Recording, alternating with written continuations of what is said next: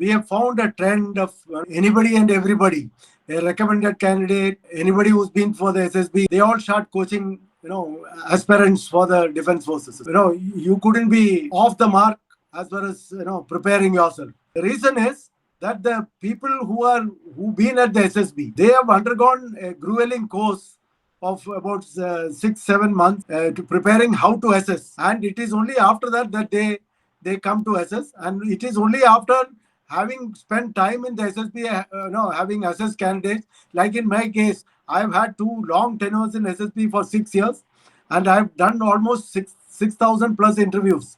After which that I am now guiding candidates to prepare for this.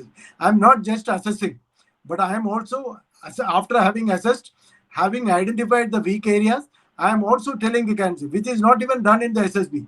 We don't tell you that there is no permission to do that, but otherwise we will be doing that only all the time. So it is only those who have been through the entire process of being an assessor, having gone through the grueling experience of becoming an assessor, and thereafter having assessed, and then having done that and completed that, they become a mentor, where they are equally able to identify the weakness and then guide them so that they can improve. It is not that everybody who is guided will make the grade. Suppose something is there in you, I can polish it up, but I can't really give you a vaccine and say that now you will go and pass. No, I can only guide you. The labor has to be from you. Candidate or any officer is trying to guide you. You are being only fooled. Many people tell you what, one other thing is, don't say anything negative. Don't say anything, be only positive. It is not that.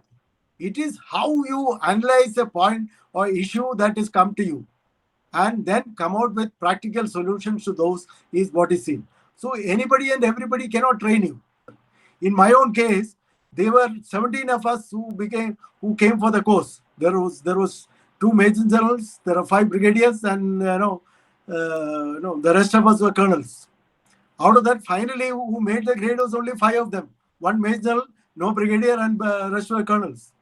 And out of that, only 2 of us actually went for become assessors, who were actually pulled up for the becoming assessors to have that long experience. Similarly, it is true for the GTO and the psychologist. It is more true for the GTO, and it is less true for the psychology, because psychologist is a non-contact game. As long as he can, the person understand the theory of how assessing, because he has got the privilege of going through it twice or thrice. Once he is trained, he can assess, and he is trained, and if he is cleared as an assessor, he can assess, and he, of course, he further hones his skills when he continues to be a psychologist. But in the case of GTO and all, it is immediate. You have to do it right then and there. I have no means of rewinding it 5 times and seeing it. Same with the case of GTO. The test is over and you are broken off, and he is already, in next 10-15 minutes, he finalizes his assessment. Otherwise, he can't do it. So that requires kind of experience. It is not that everybody can do it. People say you have to be more cooperative. It is not just about cooperation. All these factors are interlinked. You have to find what is the root cause and how it gets radiates into other qualities of yours. If this is not understood, then it is not possible. Or not, guy who's got much experience and becomes a senior officer could vaguely guide you, but he will also not be able to speak about the exact connotation in which you are weak and guide you into becoming to help you polish up yourself. People tell you are motivated, you are looking good, you are physically fit. That is not enough. All the 15 qualities have to be brushed up.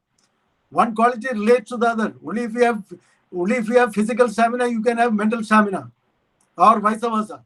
If your mental stamina is weak, you will physically give up. And if you physically give up, your planning, organizing, everything will go for a 6. So if you're planning, organizing, you'll go for a 6, you will become a recluse. You will not be able to command respect among your group. So your effective intelligence, or your social effectiveness also will go down. If your social effectiveness goes down, your social adjustment will also go down. So all that is related. Those nitty-gritties will have to be picked up and then you have to be told, and then you have to be told what is your way ahead. So if somebody who is just qualified and fresh from SSB, just qualified, and started, guiding you, you can't be, you will be horribly mistaken.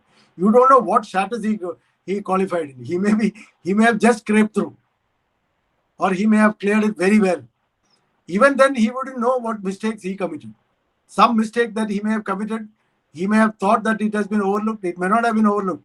It will find a place in his dossier. I would request each one of you to take your call after careful analysis and carefully understanding this, and not out of your experience. If a candidate is just qualified, is not the same. If somebody is giving you assessment as an army officer, he can't do it.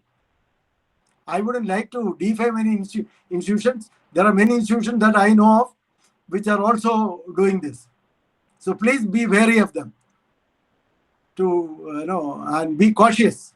You should not waste your time and effort in getting caught up with quacks and you getting myself. I would only say this much, and leave it to your wisdom to go to the right guy and get your mentoring. Otherwise, you will be horribly wrong. Thank you.